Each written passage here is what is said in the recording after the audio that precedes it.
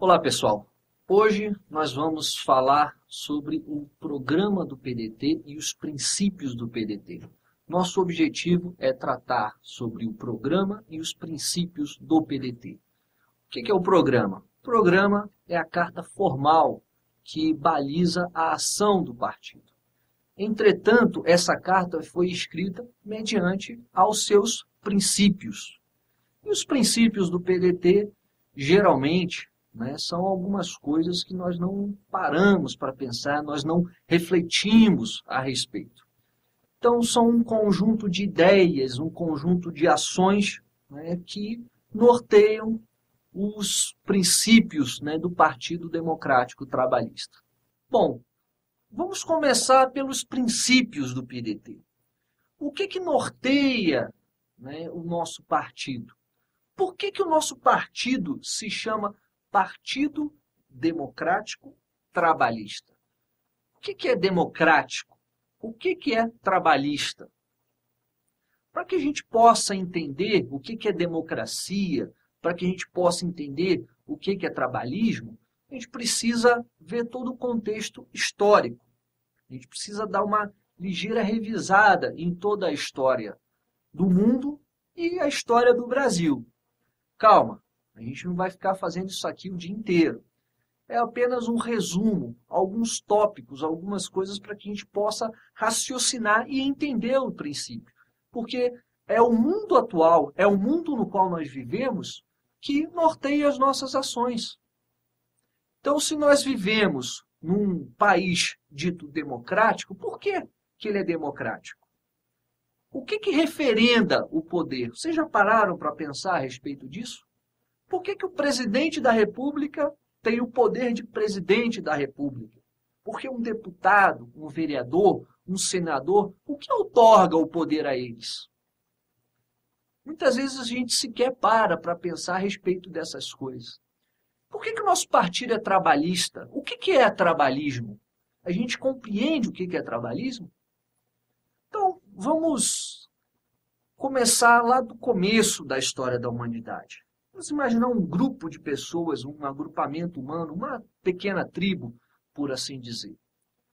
Tudo que eles produziam era compartilhado entre eles. Por quê? Devido à necessidade de sobrevivência. Entretanto, com o passar do tempo, o ser humano foi se desenvolvendo cada vez mais, e foi desenvolvendo tecnologias, ferramentas, instrumentos que facilitasse o seu dia a dia. A caça, facilitasse a construção de moradias, de abrigo, o fogo, a roda. Todas essas coisas foram sendo desenvolvidas ao longo do tempo. Agora, o interessante é a gente perceber que se um determinado membro daquela tribo desenvolvesse melhor um arco e flecha, ele me dispensaria desse trabalho de arco e flecha. Eu poderia utilizar esse trabalho para quê? Para desenvolver melhores técnicas para a construção de moradias, de abrigos. E assim o ser humano ia se especializando e transmitindo o seu conhecimento para as novas gerações, porque isso é importante. Então, se você parar para pensar, todo o conhecimento que nós temos hoje é um conhecimento transmitido secularmente pelos nossos antepassados, que nos permitiu a sobrevivência, nos facilitou a sobrevivência até os dias atuais. Então, essa especialização foi muito importante, porque se eu me especializasse na produção de moradias, se você se especializasse na produção de arco e flecha para caçar, por exemplo, o outro, formação de um fazimento de um tacape, por exemplo, a produtividade ia aumentar. Nós íamos caçar mais, nós iríamos ter melhores horas de descanso, por assim supor, o machado, o tacape para cortar uma árvore para fazer lenha ou fazer mais moradias. Então, tudo isso foi aumentando a produtividade. Então, conforme aumentava a produtividade, o que acontecia? Gerava excedentes. Os produtos excediam. Então, por exemplo, uma invenção muito importante para a humanidade foi o quê? O arado. Então, quando o ser humano se fixou, ou seja, virou sedentário, ele plantava e colhia. Então, esse plantar e colher requeria uma série de técnicas. E aí, conforme ele aprendeu a utilizar, desenvolver o arado, ficou mais fácil o quê? Rasgar a terra para plantar. E aí vamos supor que essa nossa tribo necessitasse, num período de 1 ano, por exemplo, vamos supor algo em torno de 30 sacas de milho. E a produção dela era de 40 sacas de milho. O que eles faziam com essas 10 sacas de milho excedente? Jogavam fora? Não. Eles buscavam o quê? Comercializar. Então, comercializando essa saca de milho com outras tribos, né, com outros povoados, e assim a humanidade vai evoluindo, vai se desenvolvendo. Então, esse comércio é uma atividade muito importante, é uma atividade muito interessante. Por quê? Vão criando-se as cidades, os intercâmbios, as estradas, e assim sucessivamente. Então, a gente está andando na história a passos largos, mas é só para que a gente possa ter um panorama, possa entender, né, como a humanidade veio se desenvolvendo ao longo dos anos. Então, essas rotas de comércio, né, foram desenvolvendo as cidades, as feiras. Né? Então, vamos voltar à questão do excedente. Esse excedente comercializado, ele gerava alguns benefícios. Primeiro era o escambo. Então, vamos supor que um determinado grupamento humano, uma tribo, ainda não sabia, por exemplo, como é que confeccionava peles de determinados animais para se proteger do frio. Então, ele trocava, né, com uma outra tribo, vizinha, próxima, aquelas 10 sacas de milho excedentes por 4 ou 5 casacos, por exemplo. Então, esse intercâmbio, ele começou a gerar algumas diferenças. Então, de repente, aquele sujeito que julgava que tinha trabalhado mais do que o outro, se sentia no direito que nesse compartilhamento ele possuísse mais do que os outros. Entende? Assim surge a propriedade privada. É a partir da propriedade privada que o homem passa a se apropriar daquele produto que antes era produzido coletivamente. Então, a propriedade privada, ela acaba gerando uma outra necessidade. Qual que era a necessidade? Eu, por exemplo, me apropriava, né, de uma parte maior daquele produto que os demais membros da minha tribo. Vamos supor que eu tivesse um maior número, né, de criação de ovelhas. Então, aqueles animais eu queria, né, que ele fosse herdado pelos meus descendentes. Então, como é que eu ia ter certeza que os descendentes eram os meus descendentes? Lembrando que naquela época não tinha nem DNA, tampouco o programa do Ratinho, para você saber quem era descendente de quem. Então, o casamento era uma coisa coletiva. Então, nesse período que nós nos referimos. A família surge a partir disso. A família, né, a mulher com a monogamia surge a partir disso. Por quê? Eu, por exemplo, queria a herança, então, para ter certeza, bastava que aquela mulher só se relacionasse comigo. Por quê? As crias que ela desse, os outros seres humanos, né, que ela gerasse, seriam efetivamente o quê? Os meus genes. Então, surge com a propriedade privada, surge a necessidade da família. E aí, a gente pode pensar também da seguinte forma. Conforme as riquezas vão se avolumando, vão crescendo, o que acontece também? Acontece uma outra coisa, a cobiça. Então, aquela tribo começa a enriquecer, começa a ter muito gado, né? Começa a ter muitas joias, né, acumuladas. O que vai acontecer? Outras vizinhas vão saber que, né, a coisa ali, a situação ali está boa. E aí surge a guerra de rapina. Se antes a guerra era para uma disputa de território, ou às vezes para vingar, né, determinadas mortes, né, em campo de batalha, matou 10 daqui, a gente tem que matar 20 de lá. Agora a guerra ela tem um outro intuito, que é o mesmo intuito que continua sendo até hoje. A guerra para rapinagem. Então, essa guerra agora era uma guerra para quê? Para saqueio, para rapinagem. Então, se você tem uma ameaça constante, o que você precisa? Você precisa se defender. Então, você passa a ter um exército regularmente formado. Se havia especialização em determinadas coisas, em determinados ofícios, por que não ter a mesma especialidade para a defesa? E assim, alguns membros da tribo foram se especializando em quê? Em defesa, em serem soldados, a desenvolverem armamentos. E aí, o chefe dessa segurança, por assim dizer, ele passa a ser o quê? Ele passa a ser o governante, pelo uso da força, pelo monopólio, né, que ele detinha da força, pelo privilégio, né, que ele tinha em saber lidar com as questões de segurança. E aí surge o quê? As dinastias. Da mesma forma que as riquezas eram acumuladas por quem a produzia, né, o caso da defesa era a mesma coisa. Então, eu queria que o meu filho assumisse o meu lugar enquanto o chefe da defesa, o chefe daquela tribo. Ali surgem as dinastias, reis, rainhas, como nós já escutamos muitas vezes na história. E aí, com isso, surge o quê? Surge o Estado. Então, a partir da divisão desproporcional, por assim dizer, do produto, vai surgir o quê? A propriedade privada, vai surgir a família e vai surgir o Estado. Olha que coisa interessante. Exatamente o que nós convivemos hoje. Nós temos a propriedade privada hoje? Temos.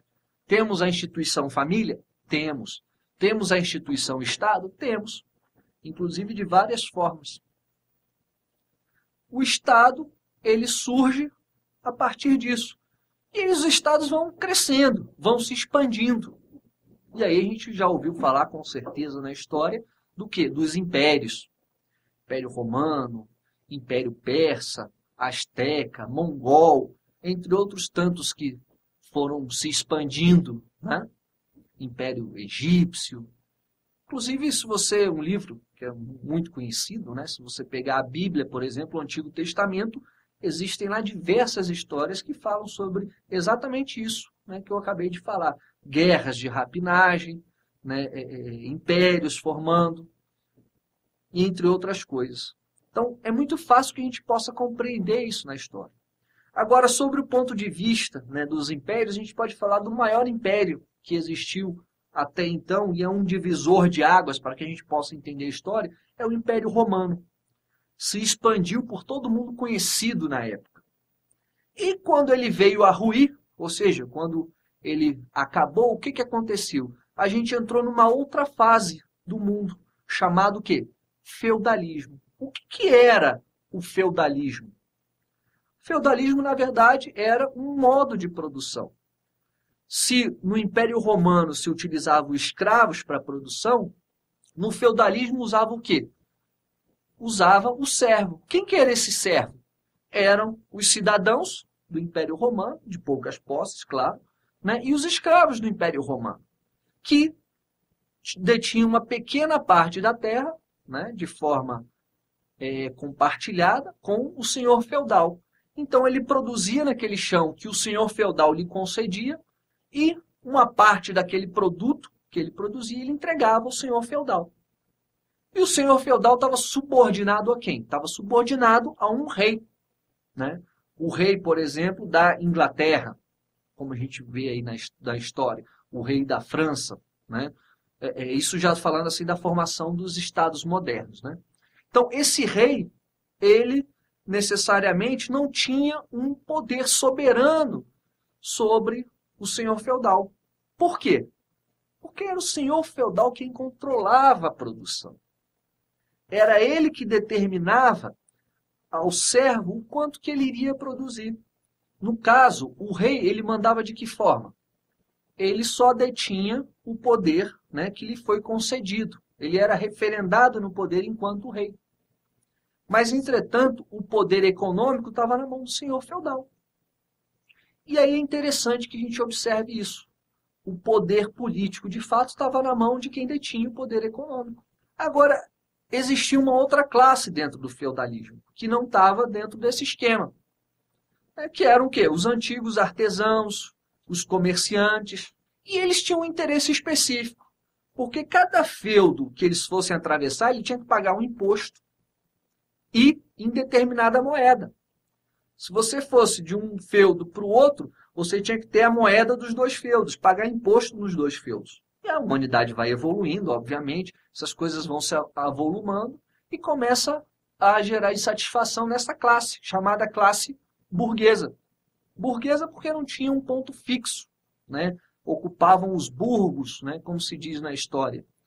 Então, esses burgueses, eles tinham um interesse comercial, que a moeda fosse unificada, que os impostos fossem unificados. E aí o que eles fazem? Eles fazem uma aliança com o rei, que queria ter o poder político de fato nas mãos.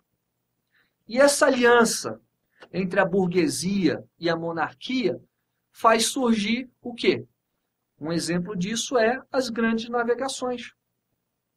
Então ela submete o senhor feudal, e aí sim a constituição, né, dos estados modernos, França, Portugal, Espanha e Inglaterra, com o objetivo do quê? De acúmulo de riquezas, de exploração das riquezas em longínquos lugares. E aí a necessidade do quê? Da guerra, muitas vezes para conquistar territórios, para conquistar matérias-primas, especiarias, para desenvolver tecnologias, como foi, por exemplo, a caravela.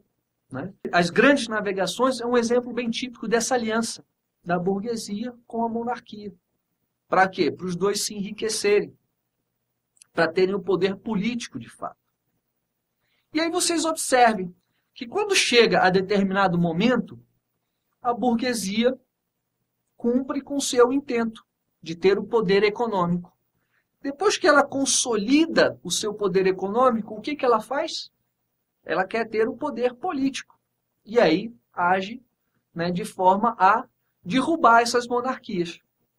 No primeiro caso, na Inglaterra, com a Revolução Gloriosa, ela não chega a derrubar a monarquia, tanto é que ela existe até hoje, mas coloca ela debaixo da sola do sapato. Cria-se o quê? O parlamento. Câmara alta, Câmara baixa, Câmara dos Lordes, né? E dos comuns, como é dividido, inclusive, até hoje. Então, aquele poder político referendado, né, muitas vezes pelo poder divino, agora passa a ser referendado o quê? Por um parlamento.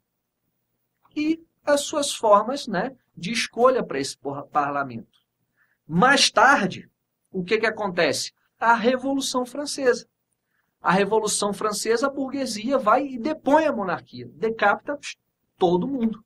E como é que você vai referendar o poder se você não tem o poder do rei, se você não tem o poder divino, né, referendando? Através de algum instrumento, um instrumento legal. Qual que é esse instrumento legal? A democracia. Tanto é que nós chamamos de democracia liberal burguesa, que a gente convive até hoje em grande parte do Ocidente, em grande parte do mundo. Isso surge, essa democracia liberal burguesa, a partir disso, devido à necessidade do poder político. Claro, né, que são vários fatos, vários, né, acontecimentos, né, e as coisas não se dão assim, do dia para a noite. Estou falando aqui um resumo da história para que a gente possa compreender o mundo atual e para que a gente possa alcançar o nosso objetivo, que é entender os nossos princípios. Ok? Esse poder agora, ele era referendado pelo voto. É a chamada democracia. Um homem, um voto. Na verdade, era bem isso. Um homem, um voto, né? A mulher não votava. E os parlamentos, os governantes, são escolhidos agora com base na escolha popular. Ok? E aí é interessante a gente perceber que, a partir da força desse poder político alcançado, surge uma nova revolução.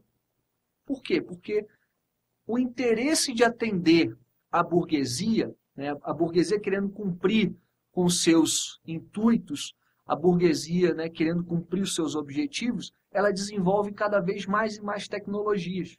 Né? O capital era empregado também para quê? Para desenvolvimento de tecnologias. E uma tecnologia fundamental que foi desenvolvida foi o quê? O motor a vapor. Com o motor a vapor, faz surgir uma outra revolução, e é uma revolução nos meios de produção, que é a Revolução Industrial. Com a Revolução Industrial, as máquinas operam em larguíssima escala. Antes, o que era gasto, por exemplo, um dia para ser produzido, uma peça de roupa, por exemplo, gastava-se um dia para afiar tudo de modo manual. Agora, em uma hora, você faz 50 peças de roupas, vamos supor. E esses produtos, eles vão para onde? Precisava de mercados, né? E como é que você fabricava esses produtos? Você precisaria de matérias-primas, né? E aí vem a fase que a gente conhece na história também como colonialismo. Já falei das grandes navegações, falando sobre a Revolução Industrial e o colonialismo. Que essas grandes potências que se desenvolveram, né, elas passam a garantir o quê? Mercados e matérias-primas. Então, várias e várias guerras são travadas, né, mediante a essa voracidade de produção e consumo que vem com a humanidade desde a Revolução Industrial. Aí que entra o ponto que nós nos interessamos. Quando a gente fala sobre princípios, quando a gente fala sobre PDT, Partido Democrático Trabalhista, a gente tem que entender que trabalhismo é uma corrente política. Essa corrente política, né, a grosso modo dizendo, ela advoga o seguinte: o produto da riqueza tem que ser dividido, compartilhado com quem produz. E o período da Revolução Industrial, quem é que se apropriava da riqueza? Que aí com a Revolução Industrial faz surgir o quê? O capitalismo, né? Então, quem é que se apropriava dessa riqueza? O capitalista. O capitalista se apropriava dessa riqueza. E quem produzia essa riqueza? O trabalhador. Agora, como que o trabalhador produzia isso? Condições totalmente precárias, insalubres. 14, 16, às vezes até 18 horas uma jornada de trabalho. As mulheres grávidas, né, a grosso modo, elas ficavam trabalhando até a hora de dar luz. Chegou a hora, começou o trabalho de parto, ela saía, ia lá, paria e depois voltava para trabalhar. Era praticamente isso. Por quê? Porque o trabalhador precisava sobreviver. E a única forma que ele tinha para sobreviver era vender a sua mão de obra. Porque o capitalista ele se apropriou de tudo, das terras, né, o chamado cercamento dos campos, por exemplo.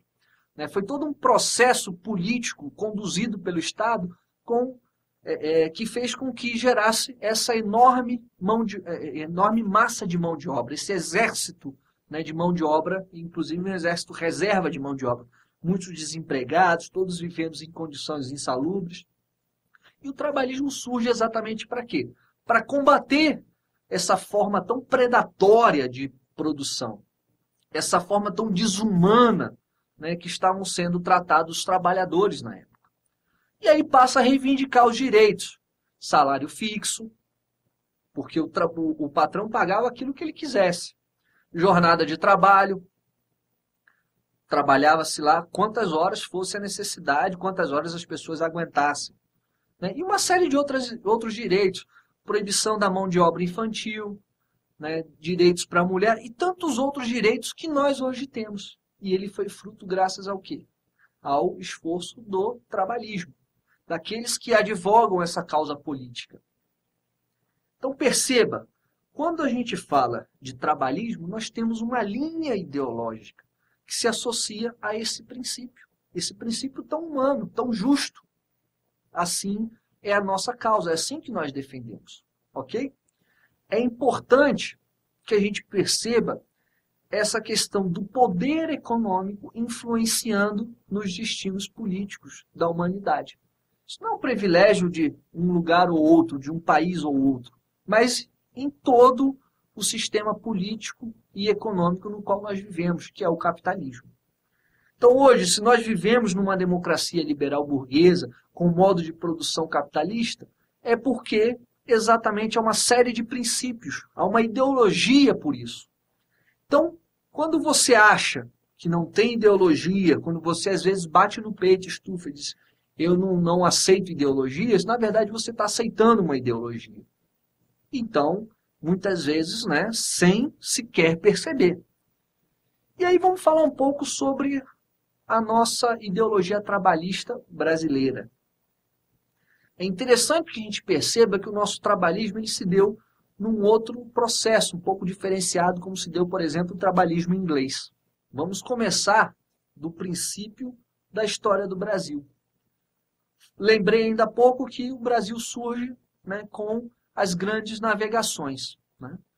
E com as grandes navegações, o Brasil só passa a se viabilizar a partir do momento que tem o quê? Um produto de exportação. Ou seja, o nosso país não foi um país fundado para que tivesse aqui um povo próspero, para que tivesse uma nação próspera, um povo feliz. Não, o Brasil ele foi criado para quê? Para atender a interesses comerciais, a interesses econômicos específicos. Não tivemos aqui uma nação fundada para o progresso, como foi, por exemplo, na América do Norte. Nós somos uma colônia, fomos, né, uma colônia de exploração, apesar de que eu ainda continuo acreditando que ainda nós somos uma colônia de exploração. Mas, enfim, no começo se deu dessa forma. A propriedade foi o quê? Concentrada, esse imenso, vastíssimo, gigantesco território foi dividido em 12 capitanias. Não é isso? Não é assim que a história nos diz? Então, cada uma recebia lá um gerente, né, para produzir alguma coisa e dar algum resultado para a coroa portuguesa.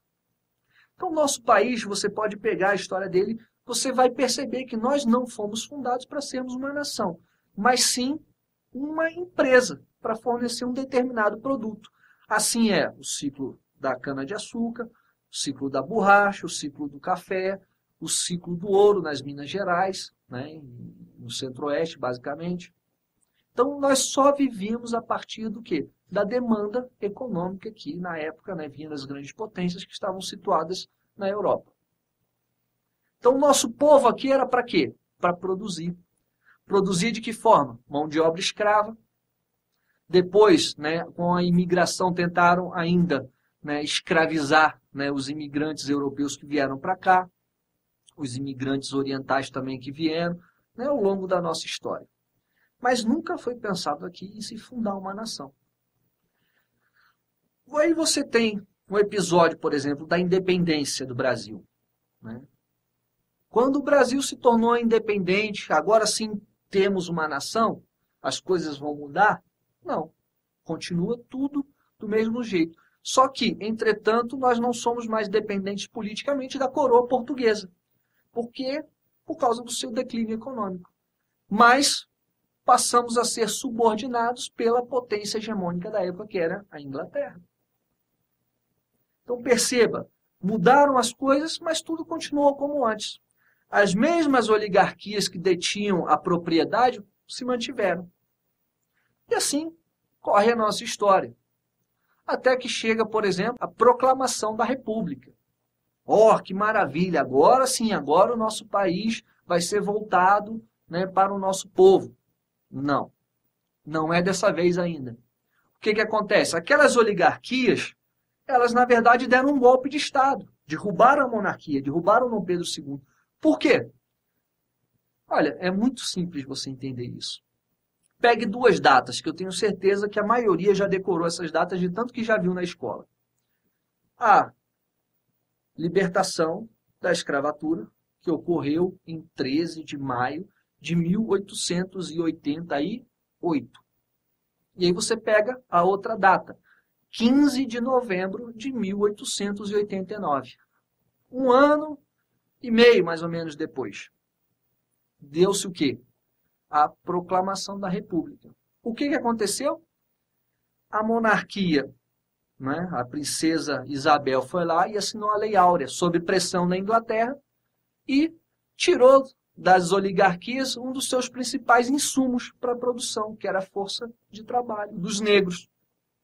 Eles, insatisfeitos, deram um golpe de Estado. Pronto, agora vocês não mandam em absolutamente nada disso. Não mandam em absolutamente mais nada aqui. Pronto, assim acabou a nossa monarquia no Brasil. As coisas mudaram a partir daí? Não, não mudaram. Claro que uma revolta aqui, uma insatisfação ali, né? O pau quebrando aqui e acolá. O povo brasileiro nunca foi pacato desse jeito, como dizem na história, tá? É interessante que a gente observe sempre isso.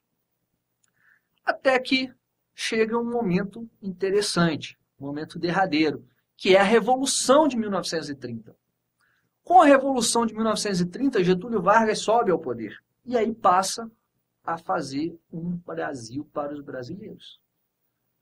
Claro, né, que essas oligarquias que sempre se mantiveram no poder do Estado, né, com breves interstícios, né, na história, eles dizem outra coisa para a gente na escola, usam os meios de comunicação para dizer que Getúlio foi sempre um grande ditador, que não sei o quê, colando a pecha, né, de ditador, maquiavélico, uma pessoa do mal, né, uma pessoa usurpadora, etc, etc, etc. Não, é preciso que a gente consiga olhar a história com os olhos mais críticos, e isso é muito importante. Getúlio Vargas chega ao poder e, a partir disso, ele passa a implantar um projeto nacional de desenvolvimento. Um projeto nacional de desenvolvimento autônomo e independente. Para vocês terem uma ideia da dimensão desse nosso projeto, basta fazermos uma comparação. Em 1930, nós fizemos essa opção de desenvolver uma nação de forma autônoma e independente. Nesse vasto território com tantas potencialidades, né? Energéticas, humanas, materiais. Entretanto, um outro país, muito tempo depois, quase 20 anos depois, também faz essa mesma opção.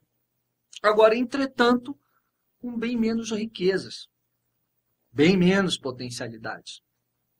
Espremido entre o Himalaia e o deserto de Gobi. E com um gravíssimo problema de superpopulação. Esse país levou adiante o seu projeto de nação autônoma e desenvolvida. Esse país levou adiante o seu projeto de nação autônoma e independente.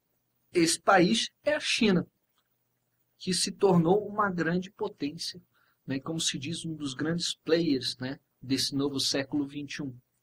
Enquanto nós ficamos um pouco atrás nessa situação. Enfim, é para que a gente possa ter uma comparação referente a essa questão do desenvolvimento autônomo e independente.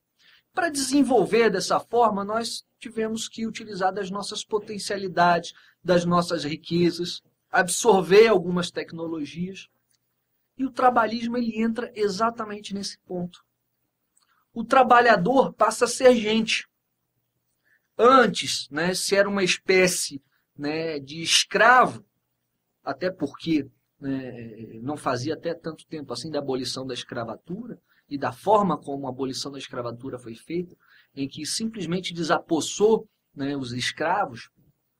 Então o trabalhador era tratado dessa forma. Alguns poucos direitos, alguns setores, né, alguns setores laborais, enfim. Não tínhamos uma jornada de trabalho definida e a partir disso foi definido uma jornada de trabalho. Salário fixo, que é o salário mínimo. Fim de semana remunerado. Férias, mais tarde o 13º salário. Tudo isso consolidado na CLT, Consolidação das Leis Trabalhistas, por Getúlio Vargas, já no período, né, em que já se proclamava trabalhista por estar no Partido Trabalhista Brasileiro.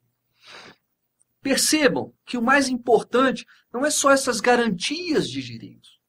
Porque a partir, por exemplo, da sindicalização, a partir do momento que passa a poder expressar a cultura das massas, como, por exemplo, com o samba e com a capoeira, que a capoeira, inclusive, era proibida, esse povo passa a virar uma classe política. Passa a ser um dos entes políticos da nossa sociedade. Não só as oligarquias, mas a classe trabalhadora passa a ter voz e a ter vez.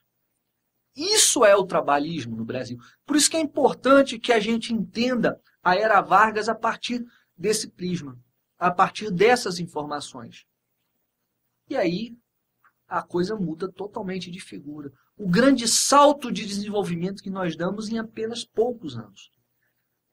Para que vocês possam ter uma noção, na primeira metade do século passado, de 1901 a 1950, o Brasil foi o país que mais cresceu economicamente no mundo.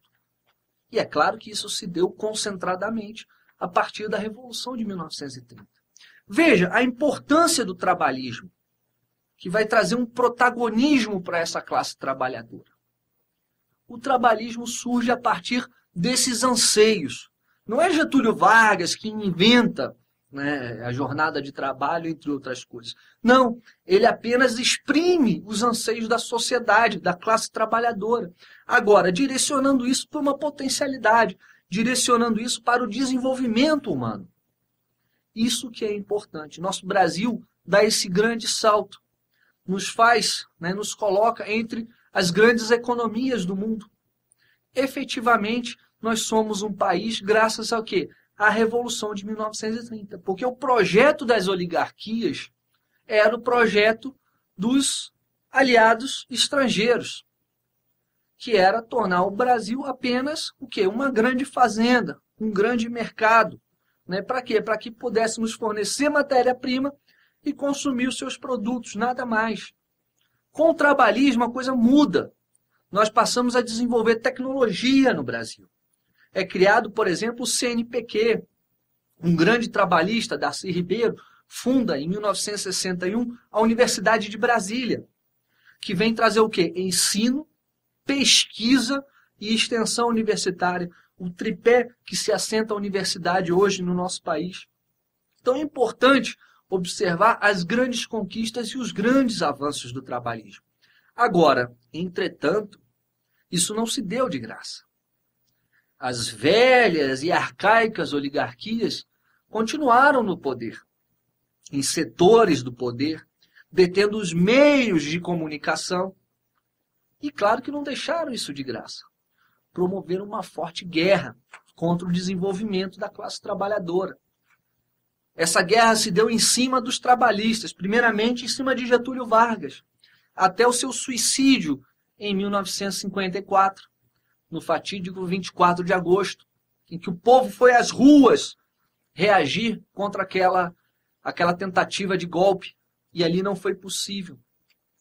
Novamente, essas oligarquias tentam pela força tomar o poder do trabalhismo em 1961, como nós conhecemos a campanha da legalidade, em que o governador Leonel Brizola armou a população para se defender contra um golpe de Estado. E com o microfone na mão, mobilizou todo o país. E essas oligarquias, novamente, tiveram que botar a viola no saco e recuar.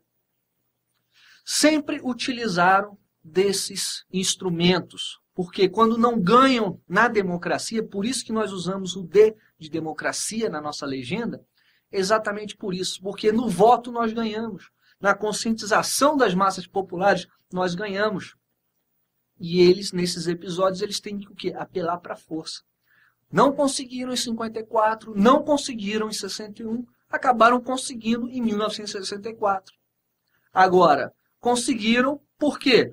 Porque tiveram que se vender ao imperialismo norte-americano. Todo mundo sabe sobre a Operação Brother Sun, que durante a tentativa, durante o início do golpe militar aqui no Brasil, uma esquadra dos Estados Unidos já se deslocava para o litoral brasileiro, com armamento, munição, soldados. Para quê? Para tentar evitar que houvesse uma insurreição popular. Então o trabalhismo ele é nocivo, ele é perigoso, mas a essas classes dirigentes que querem submeter o nosso povo no atraso, na fome, na miséria, no desemprego. E eles estão secularmente ligados ao poder, submetendo o nosso povo, massacrando a nossa gente. Hoje você vê nas periferias a mesma coisa acontecendo. Hoje você vê em todos os setores da sociedade a dificuldade que o povo tem de se expressar, de desenvolver suas potencialidades. Olha a nossa educação como é precária. Olha a dificuldade que se tem hoje, né? Não tanto quanto antes, mas a questão do próprio trabalho em si, como o trabalho é desvalorizado. Por quê? Porque o trabalho é o produto da classe trabalhadora. E o trabalhismo ele se levanta contra isso.